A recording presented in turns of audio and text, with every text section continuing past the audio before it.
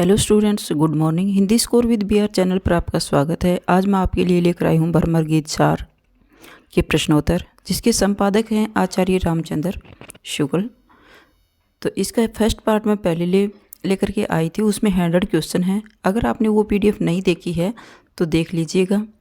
और मेरा एक टेलीग्राम पर है Hindi score with BR channel, उस पर आपको सारी PDF मिल जाएंगी। तो चलिए इसका सेकंड पार्ट स्टार्ट करते हैं। भरमर गीत के संपादक कौन थे? भरमर गीत सार है बेटा ये। भरमर गीत के रचयिता थे सूरदास और भरमर गीत सार के संपादक हैं आचार्य रामचंद्र शुक्ल।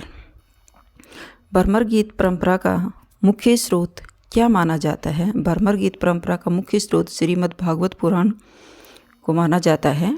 भरमर गीत सार के पद कहाँ से लिए गए हैं? भरमर गीत सार के पद सूरदास के भरमर गीत से लिए गए हैं। भरमर गीत सार में कितने पद संकलित हैं? भरमर गीत सार में 400 पद संकलित हैं। नंद ब्रिज लीजिए ठोकी बजाए, इनमें कौन सा भाव है? नंद ब्रिज लीजिए ठोकी बजाए में खिलवाड़ का भाव प्रकट हो रहा है। नेक्स्ट है संदेशो देव की शो कहियो, इसमें कौन सा भाव प्रकट हो रहा है? संदेशो देव की शो कहियो, इसमें दीनता का भाव प्रकट हो रहा है, जिसमें गोप गोपियाँ किसके लिए करें? श्री कृष्ण के आने का इंतजार कर रही हैं। तब वो करें कि संदेशो देव की शो कहियो, देवकी को जाकर के हमारा संदेश दीजिएगा। फाटक देकर फाटक मांगत में उद्धव को किस प्रकार की छवि उभरती है? फाटक देकर फाटक मांगत में एक ठग की छवि उभर रही है। फाटक देकर हाटक मांगत, फाटक देकर वो फाटक नहीं है, फाटक देकर हाटक मांगत में फाटक किसका प्रतीक है? फाटक है या ज्ञान योग का।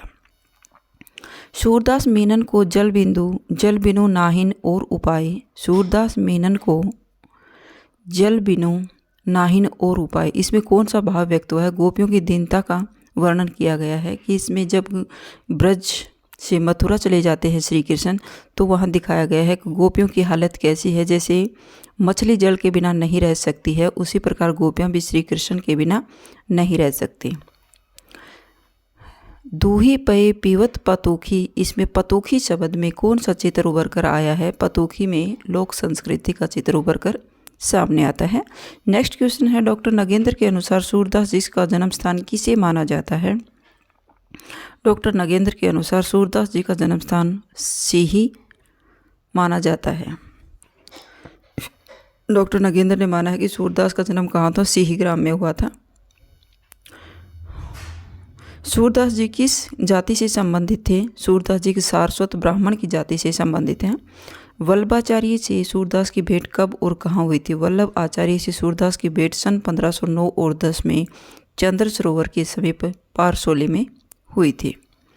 विठलनाथ कौन था? विठलनाथ वल्लभ आचार्य के पुत्र थे। विठलनाथ ने पुष्टि मार्ग को जहाज जात है, सो जाको कछु लेना हो तो लेओ, यह पंक्ति किसकी मृत्यु पर कही थी? विठलनाथ की ने यह पंक्ति सूरदास की मृत्यु पर कही थी कि अब पुष्टि मार्ग का जहाज किसे कहा गया? सूरदास को कहा गया है कि पुष्टि मार्ग का जहाज अभी जा रहा है, अगर किसी को कोई ज्ञान लेना है तो ले लीजिएगा। सूरदास की कौन कौन सी रचनाएं हैं? सूरदास जी सूर सारावली, साहित्य लहरी और सूर सागर उसकी प्रमुख रचनाएं हैं। सूरदास ने किसको आधार बनाकर भरमर गीत की रचना की थी? सूरदास ने भागवत के 10वें स्कंद के 46वें और 47वें अध्याय में से भरमर गीत का प्रसंग लिया गया है। नेक्स्ट क्वेश्चन है सूरदास की भक्ति पद्धति का प्रमुख आधार कौन सा है? सूरदास की भक्ति पद्धति का प्रमुख आधार है भगवत अनुग्रह। अष्टछाप के कवियों में वल्लभ आचार्य के शिष्यों के क्या नाम थे? अष्टछाप के कवियों में वल्लभ आचार्य के शिष्यों के नाम तो कुंभन दास, सूरदास, परमानंद दास और कृष्णदास। नेक्स्ट है अष्टछाप के कवियों में विठलनाथ के शिष्यों के क्या नाम था? अष्टछाप के कवियों में विठलनाथ के शिष्य थे गोविंद दास, नंददास, छीत स्वामी और चतुर्भुज दास। गोविंद दास नहीं, गोविंद स्वामी है ये। नेक्स्ट है सूरदास किस संप्रदाय में दीक्षित थे? सूरदास पुष्टि संप्रदाय में दीक्षित थे। अष्टचाप की स्थापना का श्रेय किसे दिया जाता है? अष्टचाप की स्थापना का श्रेय विठलनाथ को दिया जाता है। उद्धव को ब्रज भेजते समय किन सावधानियों को आवश्यक बताया है? नंद को प्रणाम करने के लिए आवश्यक बताया था, और गोपियों को सांत्वना देने के लिए, और श्री दामा सहित सखाओं को सुख प्राप्त करने के लिए श्री कृष्ण ने उद्धव को भेजा था।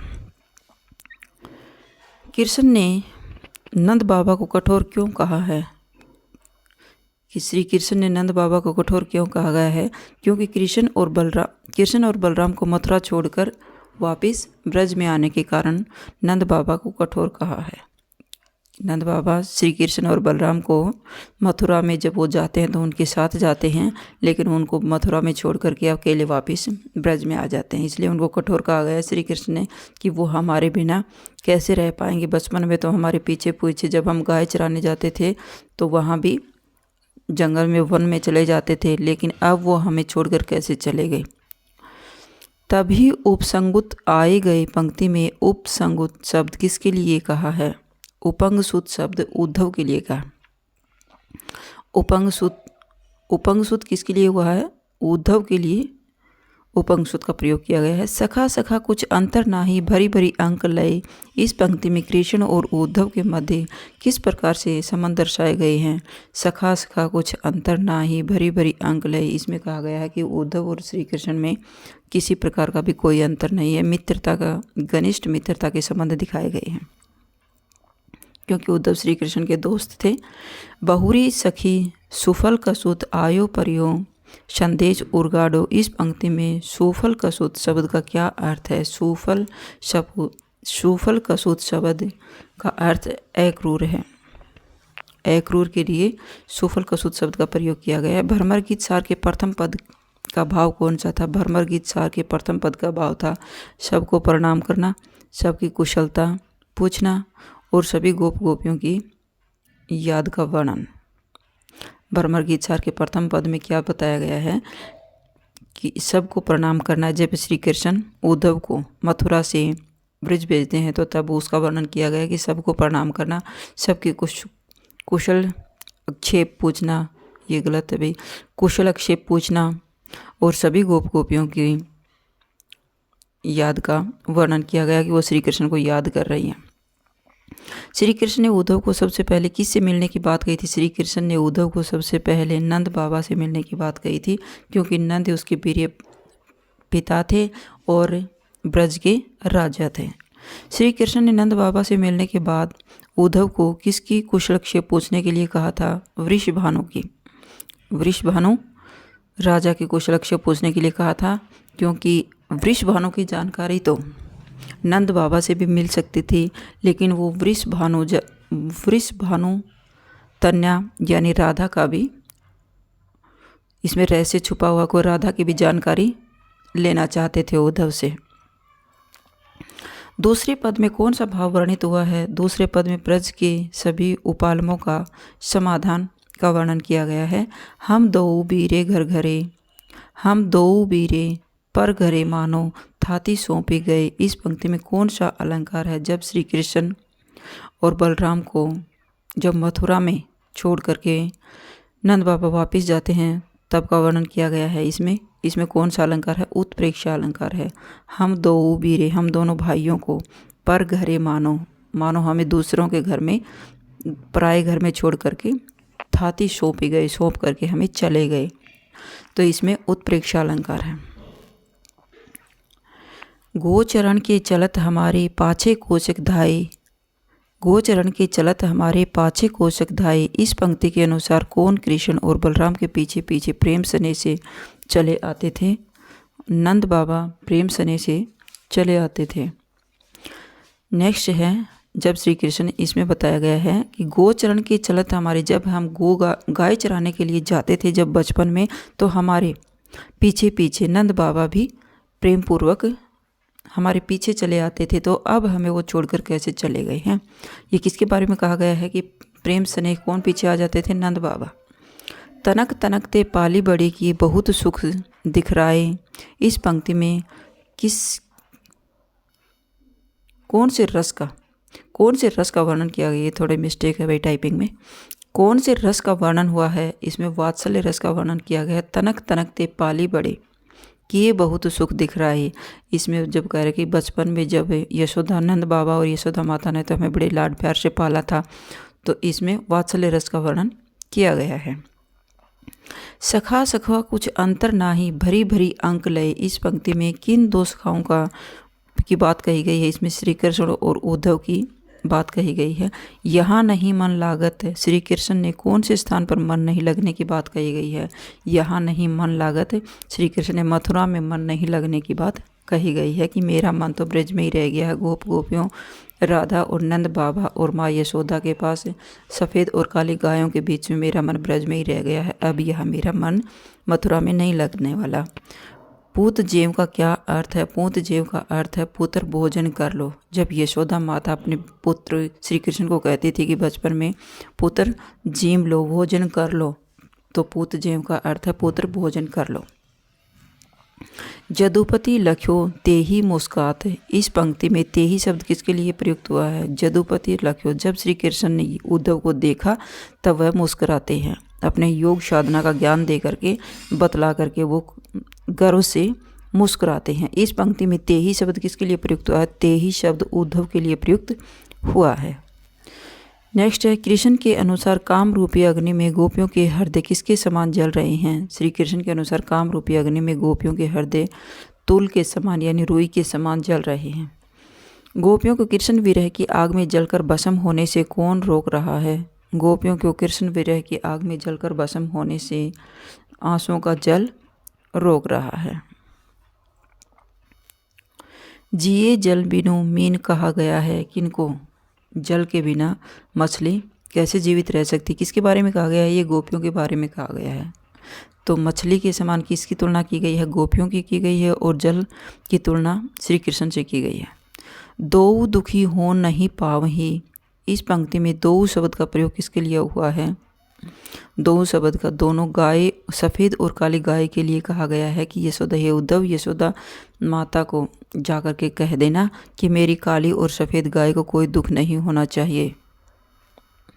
भ्रमर गीत सार के 10वें पद में किसका वर्णन किया गया है? भ्रमर गीत सार के 10वें पद में अतीत की यादों का वर्णन किया गया है। श्री कृष्ण अपने अतीत की यादें याद कर रहा है। सखा सखा कुछ अंतर नाही में कौन कौन से भाव का वर्णन हुआ है? सखा सखा कुछ अंतर नाही में प्रगाढ़ मैत्री का वर्णन किया गया है। वल भिन्न शब्द किसके लिए प्रयुक्त हुआ है? वल भिन्न शब्द गोपियों के लिए प्रयुक्त किया गया है। नेक्स्ट है, काम पावक तुलमय तन विरह समास समीर, इस पंक्ति में कौन सा अलंकार है? काम पावक, काम रूपी अग्नि, पावक यानी अग्नि, काम रूपी अग्नि का वर्णन किया गया, तो यहाँ रूपक अलंकार है। श्री कृष्ण को किसकी स्मृति खटकती है? श्री कृष्ण को अपनी यशोदा माता की स्मृति खटक रही है। काहू ने कहयो कन्हैया में कौन से भाव की उत्कृष्ट व्यंजना है? काहू ने कहयो कन्हैया में कौन से भाव की उत्कृष्ट व्यंजना है? इसमें वात्सल्य भाव की उत्कृष्ट व्यंजना की गई है, क्योंकि जब श्री कृष्ण कह रहे हैं कि मथुरा में तो मुझे कोई भी कन्हैया के नाम से नहीं पुकारता है, और ब्रज में तो मुझे सब कन्हैया कह कर के पुकारते थे, तो इसमें वात्सल्य भाव का प्रकट किया गया है। जदुपति लख्यो तेही मुस्कान, जदुपति लख्यो तेही मुस्कान, इस पंक्ति में जदुपति शब्द किसके लिए प्रयुक्त हुआ है? जदुपति शब्द श्री कृष्ण के लिए प्रयुक्त हुआ है।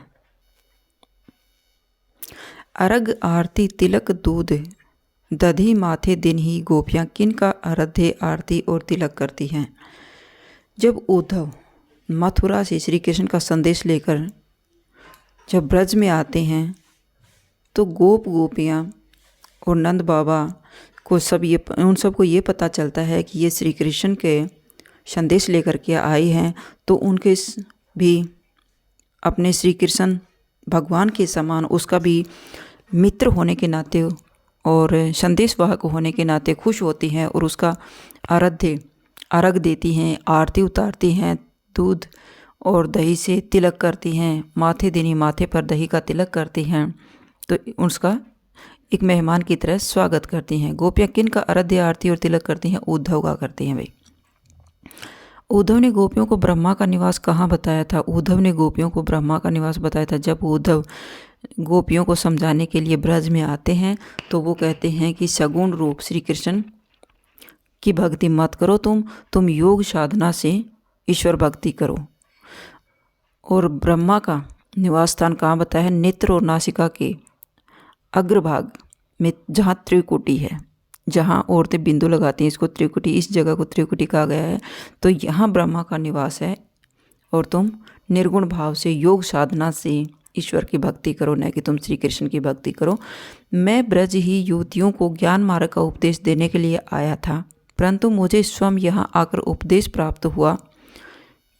प्रेम मार्ग का उपदेश मैंने गोपियों से सीख लिया है। यह कथन किसका है? तो वहाँ श्री कृष्ण के प्रति जो गोपियों का प्रेम था, उस प्रेम भाव को देख करके उद्धव को अपना जो योग साधना का ज्ञान था वह भी तुच्छ दिखाई देने लगा और वह भी उद्धव गोपियों के उपदेश को समझ करके श्री कृष्ण की ही उपासना करने लग जाते हैं। तो वो उद्धव कह रहे हैं कि उनके सामने तो मेरा उपदेश भी तुच्छ दिखाई देने लग गया था, मुझे इतना गहन प्रेम था श्री कृष्ण से उनको।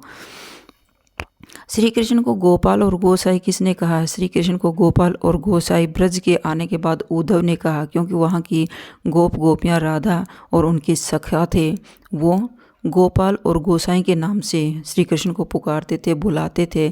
तो वहाँ वो गोपियों से सीख करके आते हैं कि श्री कृष्ण ब्रज से जब वो वापिस श्री कृष्ण के पास आते हैं मथुरा में, तब आकर के वो उद्धव भी उन्हें गोपाल और गोसाई के नाम से पुकारने लगते हैं।